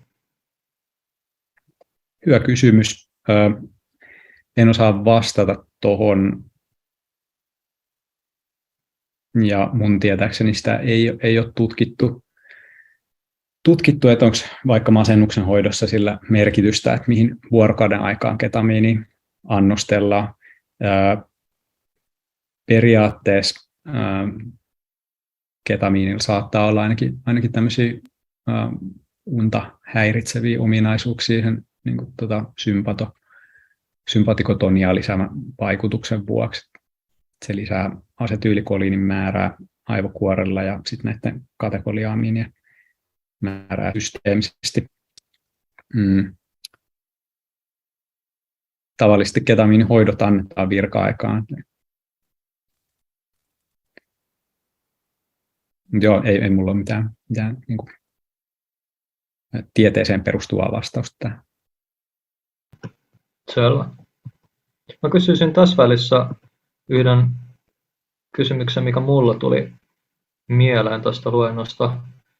Eli mikä saa aikaan ketamiinin väärinkäyttöpotentiaalin? Eli onko se jollekin ihmisille miellyttävää vai liittyykö se enemmän siihen, että ihmiset vaimentaa sen avulla jotain niin kuin omaa pahoinvointia tai emotionaalista kipua tai jotain vastaavaa? Joo, se on varmaan näitä molempia. Itse asiassa tuossa tuli mieleen, kun mainitsit, niin mä kerroin tästä Edward Dominosta, joka oli pioneeri näissä ketamiinitutkimuksissa, niin hänen vastaanotolla tuli vuonna 1975 jo tämmöinen potilas, joka sanottiin, että hän väärinkäyttää ketamiinia. Hän käytti sitä noin kerran 2 viikossa, ja kun tämä Domino kysyi häneltä, että niinku, minkä takia hän käyttää sitä, niin hän sanoi, että koska se tehoaa niinku hänen masentuneisuudensa paremmin kuin mitkään muut antidepressantit. Kuitenkaan tämä Domino ei silloin ottanut tätä potilasta tosissaan vielä, tai ei niin kuin linkannut sitä, että ketamiinilla oikeasti voisi hoitaa masennusta. Ensimmäiset ihmiskokeet masennuksen hoitoon tehtiin vasta vuonna 2000. Mutta sillä on varmaan suuri merkitys, että se ihmiset huomaa sen nopean niin kuin, että jos on jotain Addiktiothan syntyy yleensä sellaisissa olosuhteissa, missä ihmisellä on niin kuin elämän isoja stressitekijöitä. Ja jos ketamiini lievittää niitä, niin on ihan ymmärrettävää, että siihen syntyy semmoinen niin kuin positiivinen suhde, jos sillä on tämmöistä vaikutusta.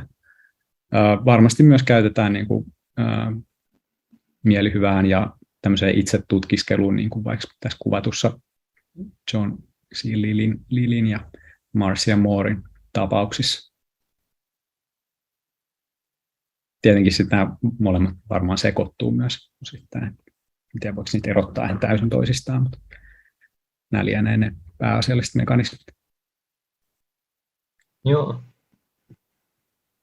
Sittenhän oli vähän samaan teemaan liittyen tähän, että mitä riskipitoisia interaktioita ketamiinilla on muiden päihteiden kanssa, jos tällä väärinkäyttöä ajatellaan.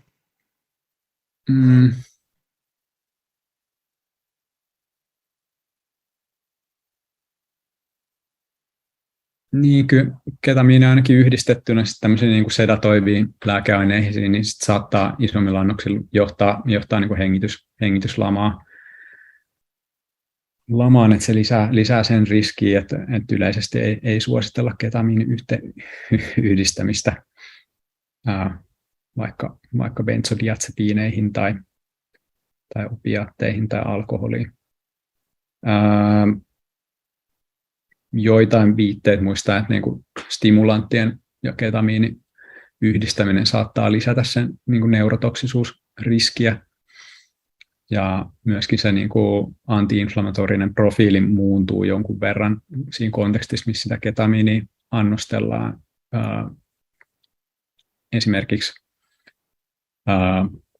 kokaini on todettu lisäävän kortisoli-eritystä, ja kortisoli on niin kuin anti-inflammatorinen, mutta sitten ketamiini niin kuin estää tätä vaikutusta, jollain se niin kuin pro-inflammatorinen vaikutus korostuu. Ketamiinin vaikutukset siis tuohon niin kuin, tulehdusjärjestelmä on enemmän ehkä tämmöiset niin kuin moduloivat kuin selkeän niin kuin täysin anti-inflammatoriset.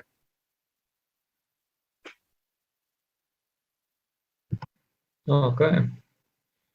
Sitten oli kysymys siitä, että onko näyttöä, että ketamiinilla voisi olla pidempikestoinen antidepressiovaikutus niin sanotusti kuurista, vai onko potilaat yleensä riippuvaisia jatkuvista infuusioista?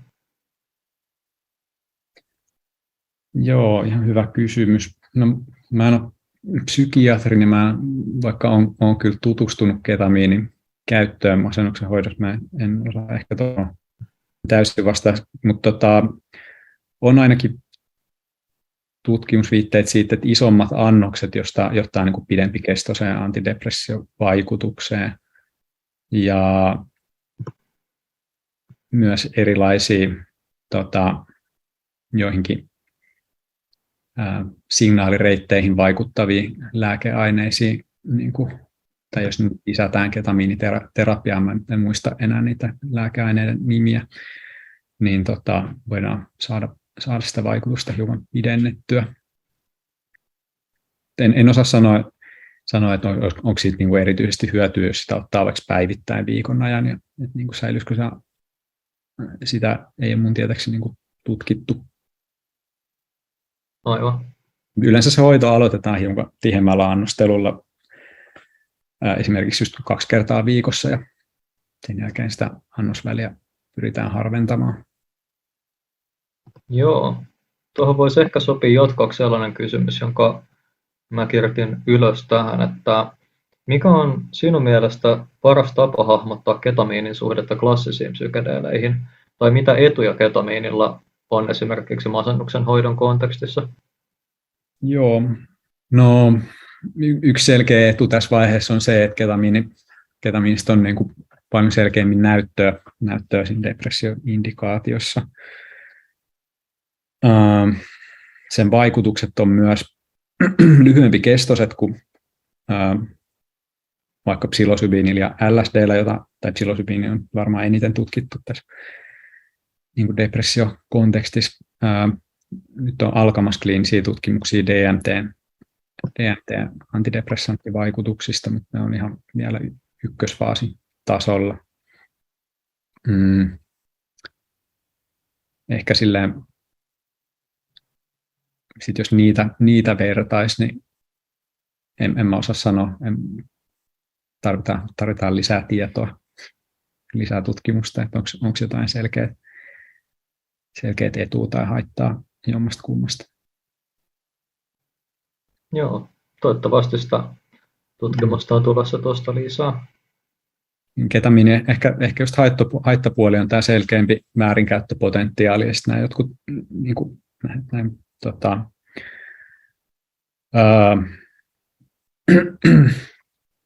virtsarakkoon liittyvät haittavaikutukset varmaan niin kuin korostuu selkeämmin, myös sitten niin kuin kognitiovaikutukset on tämmöisessä niin kuin pidemmässä väärinkäytössä suurilla annoksilla niin kuin todettu. Klassisiin psykedeeleihin ehkä tämmöistä niin kuin väärinkäyttöpotentiaalia ja tämmöistä kognition alenemaa on yhdistetty. Yes. Seuraava kysymys chatista oli se, että miten ketamiiniin kehittyy toleranssi ja onko päihdepiireissä keskusteltu permatole oikeasti mahdollinen?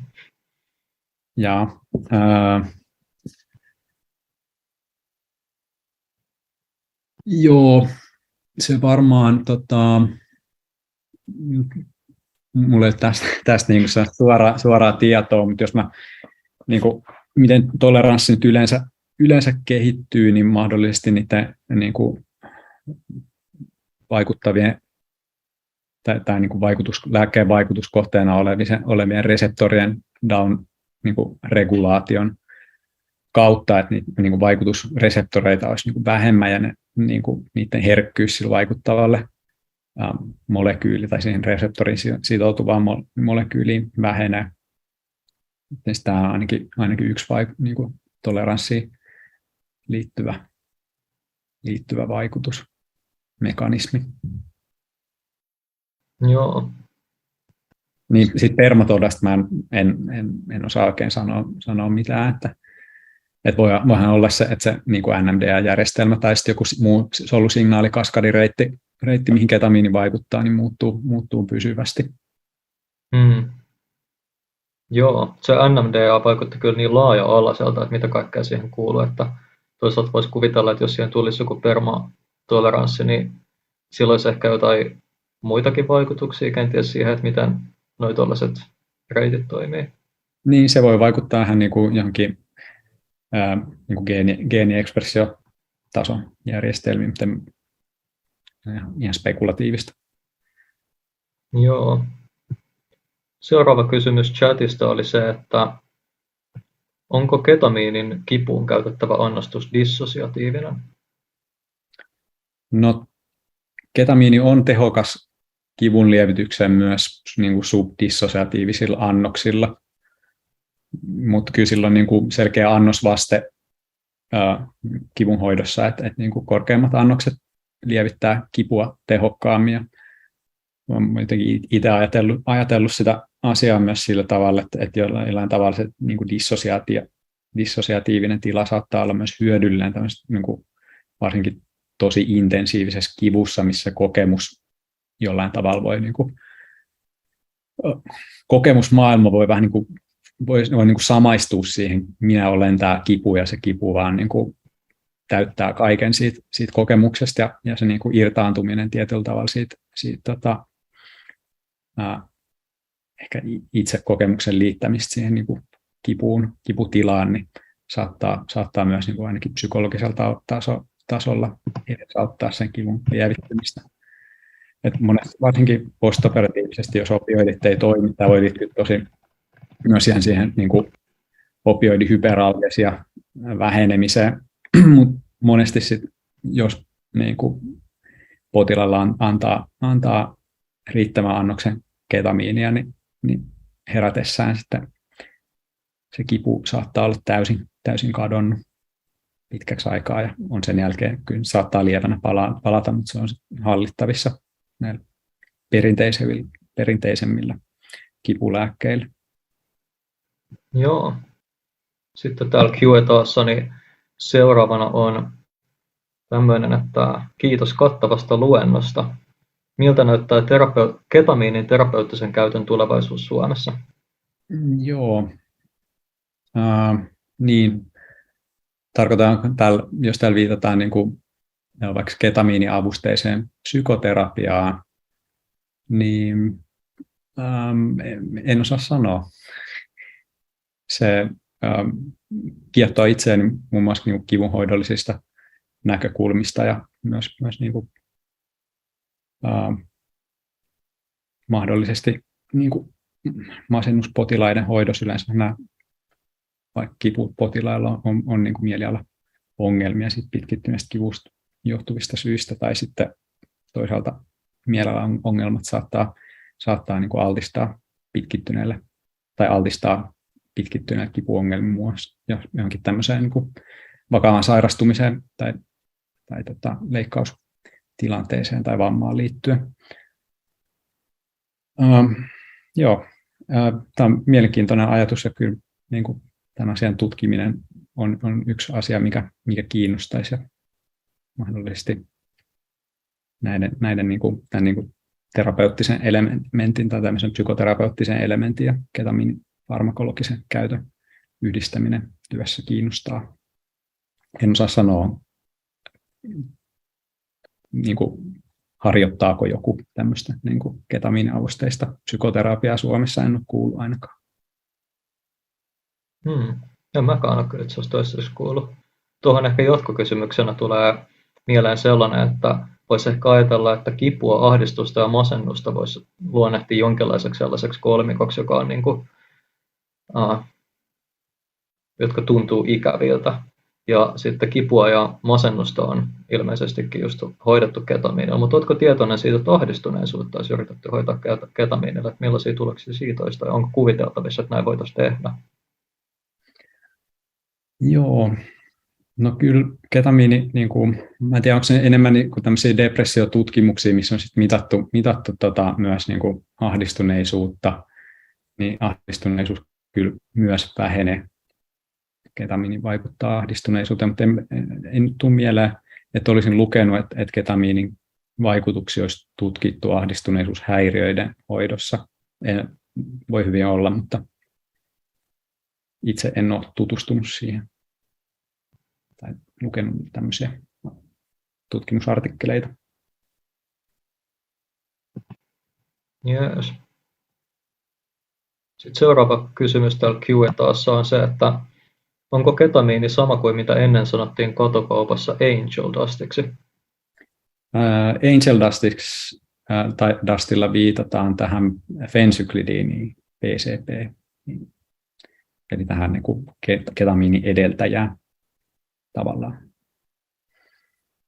Joo, onko lyhyesti jotain, mitä tulee mieleen sanoa, että mikä on vaikka fensyklidiinin ja tuon ketamiinin oleellisin ero niiden vaikutusprofiilissa? Joo, no mä en siihen fensyklidiiniin niin perehtynyt, mutta sen verran mitä siitä on lukenut, niin se vaikutus se on niin kuin potentimpi, se niin kuin annosvaikutussuhde on tehokkaampi ja sen vaikutukset kestää huomattavasti ketamiiniä pidempään. Anteeksi, täällä on Miina Kajos, niin toivoisin, että voisin tähän törkeästi tulla kommentoimaan, että just näin se on, kun Oskari sanoi, että se on paljon vahvempi se fensyklidiini ja sitten vielä niitäkin vahvempi on toi siis MK801 semmoinen Dizosilpiini. Niin, juurikin näin. Ja jopa löysin ihmeesti jostain netin syövereistä tyyppejä, jotka sitäkin käyttää. Joo. En ole kovin systemaattisesti perehtynyt, mutta siis joo, kyllä sitä on raportoitu, että fensyklidinillä ja dizosilpiinilla on myös näitä antidepressanttivaikutuksia. Ihmiskokeet niille ei varmaan tehty ihan hirveän paljon, ainakin fensyklidiini on sitten on niin kuin vältetty ehkä just sen niin kuin pitkittyneiden psykologisten vaikutusten ja myöskin sen on todettu aiheuttavan niitä niin kuin neurotoksisia muutoksia selkeästi ketamiini helpommin ja sama pätee ditsosilpiiniin, että siihen MK801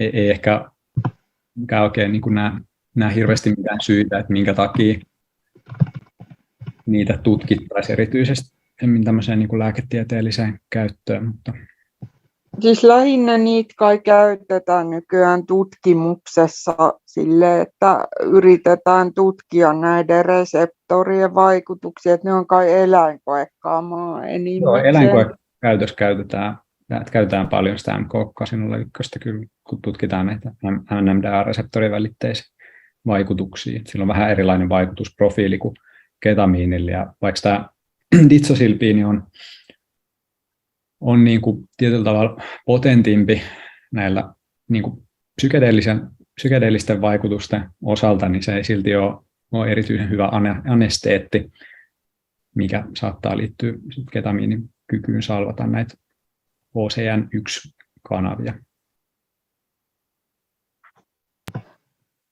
Joo. Sitten sulla oli Miina chatissa toinen kysymys, niin haluaisitko kysyä sen tästä? Mä olen kysynyt tuosta eriarvoisuudesta, joka liittyy psykedeeliterapioihin. Että koska mehän ollaan tosi etuoikeutettuja, kaikki, jotka ollaan jotenkin edes tällä tasolla, että me kuunnellaan siis edes tätä settiä, niin miten tätä saataisiin tasa-arvoisemmaksi? Niin varmaan se niin kuin psykedeeliterapia, kun se on vielä semmoinen niin kuin kokeellinen hoitomuoto, niin se varmaan herättää eniten kiinnostusta sitten semmoisissa, jotka on jostain syystä ajautunut tai kuullut siitä tai niin kuin muuten kiinnostunut aiheesta, ja sit se on niin kuin valikoitunut joukko, ja toisaalta niin kuin ehkä sitä ainakaan niin kuin lääketieteen näkökulmasta niin ajatellaan ehkä silleen niin kuin yleisesti, että olisi niin kuin epäeettistä mainostaa sellaista hoitomuotoa, josta ei ole niin kuin vahvaa tai niin kuin johdonmukaista tutkimusnäyttöä vielä olemassa, vaikka lupaavaa alustavaa näyttöä olisikin. Mutta varmaan niin kuin just sitä kautta se niin kuin laajenee suuremmalle yleisölle, jos näissä laajemmissa tutkimuksissa osoitetaan sen terapian hyöty tietyissä käyttöindikaatioissa. Sitä kautta se tasa-arvoisuuskin mahdollisesti tässä asiassa toteutuisi. Joo. Seuraava kysymys Q&A:ssa olisi se, että jos hoidoissa käytetään ketamiinia infuusioina, niin missä tilanteessa noita nasaalisia ketamiiniversioita käytetään tai määrätään? Joo, eli sillä Spravato S-ketamiini nenäsuihkeilla on tosiaan käyttöindikaatio hoitoresistentin masennuksen hoitoon. Paradoksaalinen lausahdus, hoitoresistentin masennuksen hoito. Joo, eli siinä käytetään nenäsuihkeita. Jonkun verran käytetään myös anestesialla nenän kautta annosteltavaa ketamiinia, vaikka jossain tilanteessa, kun täytyy sedatoida potilasta ennen kuin on sit suoniyhteys saatu, vaikka lapsipotilailla tai jollain agitoituneilla potilailla voidaan käyttää sitä nenäannostelua. Joo. Ja suun kautta annostelua saattaa tosiaan käyttää määrätä osastohoitoon, että ehkä se vaikutusprofiili on vähän tasaisempi ja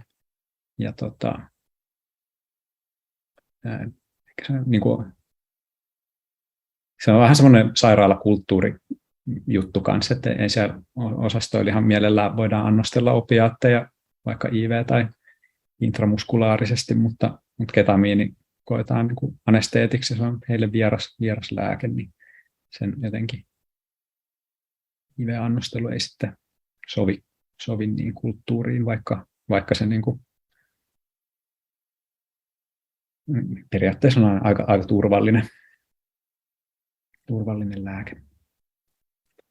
Jonkun verran itse asiassa olen nähnyt sellaisia tutkimuksia, tai yhdessä tutkimuksessa tämmöisiä oli valmistettu tämmöisiä sublinguaalisesti käytettyjä, eli kielen alta imeytyviä ketamiinitabletteja ja lähetetty niitä niin kuin kirjekuorissa potilaille ja hoidettu niin kuin etäketamiiniterapiana hoidettu potilaita ja todettu se ihan toimivaksi systeemiksi. Katsotaan, tuleeko tämmöisiä muun muassa, ehkä just se sublinguaalinen valmistemuoto olisi niin kuin optimaalinen tämmöisessä kontekstissa. Se myös ohittaa jonkun verran sitä niin kuin ensikierron metaboliaa tai sitä maksametaboliaa. Ja, sitten niin kuin pakkaus on huomattavasti helpompaa kuin tämmöisten niin kuin nenäsuihkepulloja. Joo. Seuraava kysymys olisi se, että oliko niin, että ketamiinilla on myös jotain tulehdusta kautta autoimmuunioireita lievittäviä vaikutuksia? Joo, en nyt niin kuin varsinaisesti tiedä, että onko ketamiinia suoraan niin kuin semmoisella indikaatiolla tutkittu, mutta se vähentää myöskin niin kuin tämmöisissä, no tämä immunologia ei ole kyllä mitenkään mun vahvuus, että on en ole edes anestesialääkäri, mutta se vähentää näitä niin kuin immuuni- tai pro-inflammatorisia sytokiineja, jotka myös niin kuin, liittyy tiettyihin autoimmuunisairauksiin, niin kuin sitä TNF-alfa ja interleukinin 6 ja 8 ainakin, mitä ketamiini vähentää. Seuraava kysymys koskisi ketamiinin sivuvaikutuksia, mutta ehkä mä itse asiassa ennen sitä niin kysyn, että oletko tietoinen siitä, että onko sen taustalla jotain löydettyä mekanismia, että minkä takia osa ihmisistä saa ketamiinista niin epämiellyttäviä psyykkisiä vaikutuksia?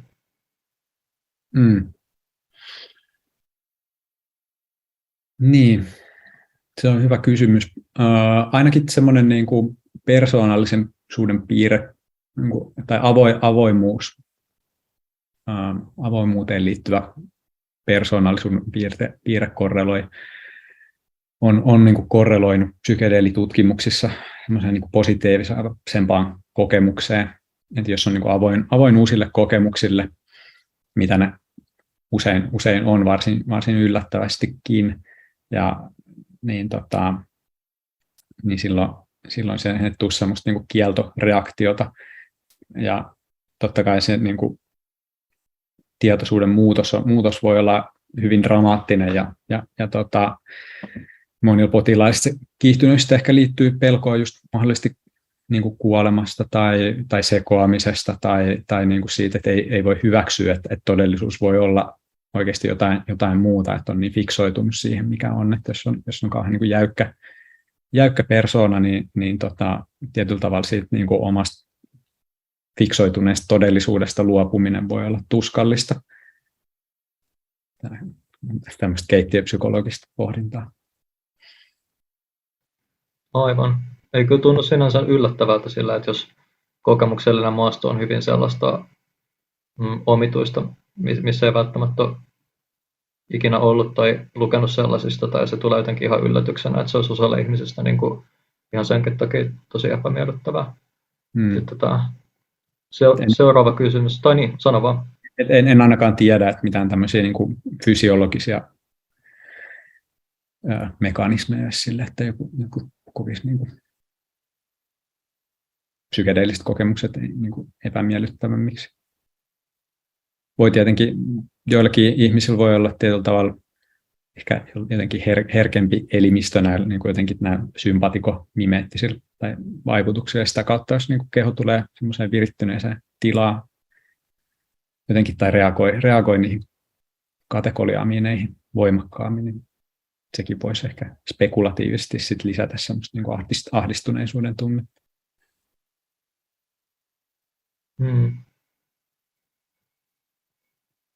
Seuraava kommentti oli se, että kiitos luennosta.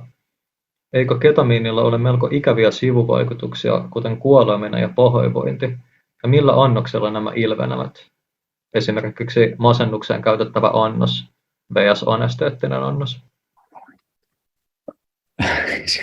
Joo, kuoleminen. Se on aika ikävä sivuvaikutus kyllä. Siis taisi olla kuolaaminen. Mä ehkä sanoin sen jotenkin epäselvästi. Joo, tai sydänerityksen lisääntyminen on, koitin niin kuin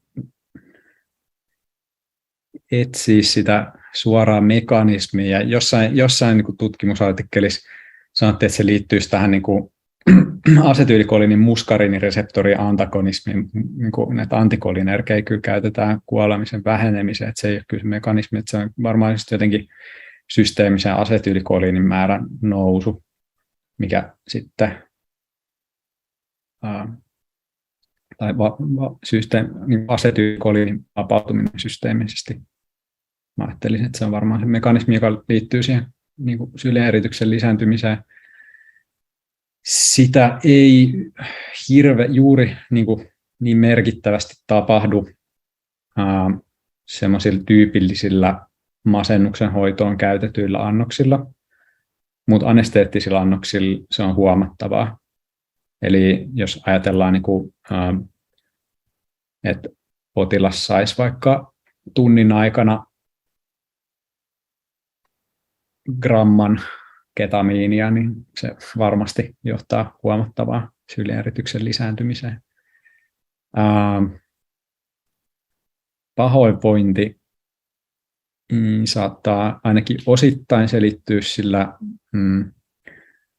niin kuin silmävärve mekanismilla tai ylipäätään semmoisella niin kuin näkökentän ja näköaistimuksen aaltoilulla ja vaikeudella niin kuin kohdistaa katsetta myös niin kuin serotoniinin takaisioton esto ja serotoniinin lisääntyminen saattaa aiheuttaa pahoinvointia. Ja pahoinvointia voi kyllä ilmetä niin kuin, tai ilmeneekin niin kuin subanesteettisilla, tämmöisillä niin kuin analgeettisilla annoksilla joskus varmasti niin kuin tämmöisillä antidepressiivisilla annoksilla. Joskin mun ymmärtääkseni ei ole kauhean tavallista, että jouduttaisiin annostelemaan tämmöisiä voimakkaita tai tämmöisiä pahoinvointilääkkeitä depression hoitoon liittyen. Joo. Sitten meidän aika alkaa pikkuhiljaa olemaan lopussa, niin otetaan vielä ihan viimeiset kysymykset. Mä en ehkä ihan kaikkien ne tänään ei ottaa, että mä valitsen tästä pari. Eli eräs kysymys on se, että onko tieteellä käsitystä siitä, miksi psilosybiini tuntuu vähentävän masennusta useita kuukausia, kun taas ketamiinin mielialaa kohtava vaikutus tuntuu rajoittuvan viikkoihin?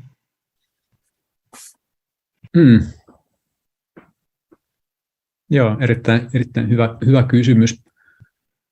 Ja mä ehkä itse ajattelisin tuon just niin kuin liittyvän siihen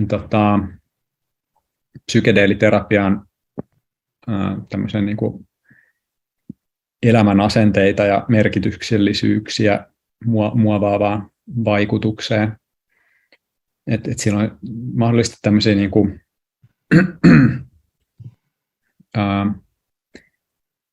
niin kuin psykologisia oivalluksia, mitkä tietyllä tavalla tulee siihen elämään mukaan ja miksei ketamiinillakin voisi olla, niiden vaikutuksia ei niin kuin hyödynnetä ainakaan ihan laajasti psykiatriassa. Mä en tiedä, olisiko se niin kuin enemmän samankaltaista, jos näitä vaikutuksia yritettäisiin jotenkin psykoterapeuttisin keinoin myös tuoda siihen ketamiiniavusteiseen psykoterapiaan mukaan, niin saataisiko sitä hoitovastetta ehkä pidemmäksi. Että tämä on yksi selitys. Mitään semmoista niin kuin, jotain tämmöistä niin kuin neuroplastista mekanismi mä en keksisi tälle erolle, että mä ajattelin, että se on lähinnä tämmöinen psykologinen ero. Selvä. Tuosta terapiaan liittyvästä puolesta, niin täällä on itse asiassa kysymys siitä, että onko Suomessa tarjolla ketamiiniavusteista psykoterapiaa? Niin, taidettiin tuossa hetki sitten puhua just, että ainakaan mun tietääkseni ei ole, mutta varmasti löytyy siis psykoterapeutteja, jotka on kiinnostuneita psykedeeliterapiasta ja mahdollisesti sitten voisi jotenkin integroida näitä kokemuksia, jos niitä jossain kontekstissa tulee koettua niin kuin siihen terapiaan. Mutta ainakaan niin kuin tämmöiseltä niin kuin virallisella taholla en tiedä, että missään tarjottaisiin vaikka ketamiiniavusteista psykoterapiaa. Viimeisenä kysymyksenä mä voisin ottaa vielä sen, että onko ketamiinin vaikutuksia tutkittu ei yksilön, vaan useamman samaan aikaan ketamiinin vaikutuksen alaisena olevan ihmisen tasolla. Eli minkälaisia yhdessäolon modaliteetteja ketamiinin ryhmäkäyttö mahdollistaa?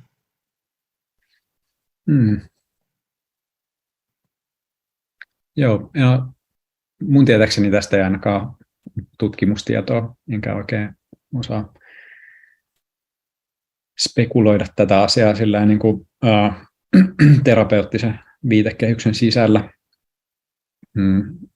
Aika usein niin kuin ketamiinihoitoja annetaan jossain tämmöisessä niin kuin, vaikka jossain neuromodulaatioyksikössä, siellä kyllä saattaa olla useampi ketamiinia samaan aikaan saama henkilö, mutta ei varsinaisesti ole niin kuin, ainakaan tämmöisessä konventionaalisessa vuorovaikutuksessa toistensa kanssa. Selvä. Kiitos kovasti näistä vastauksista. Mennään näihin ihan loppupuheenvuoroihin. Eli mä haluaisin kehottaa kaikkia liittymään jäseneksi, jos tämän kaltainen sisältö kiinnostaa. Ja kannattajajäseneksi voi liittyä kuka tahansa ja tukea psykedeelitutkimusyhdistystä. Ja varsinaisjäseneksi taas me otetaan hakemuksen kautta relevanttien alojen opiskelijoita ja ammattilaisia. Ja varsinaisjäsenille me tarjotaan esimerkiksi lukupiiritoimintaa.